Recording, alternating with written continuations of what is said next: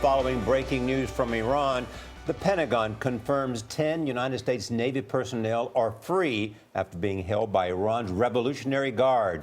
Iranian state TV shows the 9 men and 1 woman detained overnight on an Iranian base in the Persian Gulf. The American sailors had drifted into Iranian waters en route from Kuwait to Bahrain because of mechanical problems. They were taken to Iran's Farsi island. David Martin is at the Pentagon. David, good morning.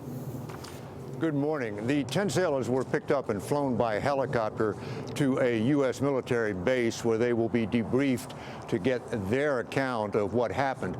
The Pentagon says there are no indications they were harmed during their time in Iranian hands.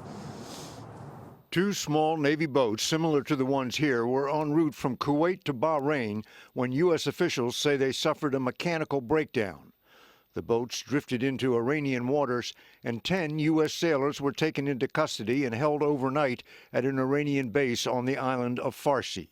Speaking on state TV, the naval chief for the Iranian Revolutionary Guard said the American vessels were engaged in unprofessional acts before being picked up, and the sailors were taken into custody without much resistance. Some of the only people in America who were Any mention of the detainment was left out of President Obama's State of the Union address as U.S. officials worked to confirm the status of the crew. On Tuesday, Secretary of State John Kerry spoke directly with his Iranian counterpart and was personally assured the sailors would be well treated. We've received assurances from the Iranians, both that our sailors are safe, and we've also most importantly received assurances that they will be allowed to continue their journey promptly. The sailors were on board Navy riverine command boats, which do not normally carry sensitive equipment. The incident comes 2 weeks after Iranian Revolutionary Guard ships fired off rockets within a mile of the American aircraft carrier Harry S. Truman as it entered the Persian Gulf. The rockets were aimed away from the ship, but the incident drew a strong protest from the U.S.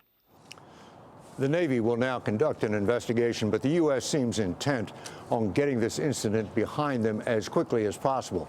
Defense Secretary Carter released a statement saying, "We appreciate the timely way in which this situation was resolved." Gail? All right. Thank you, David.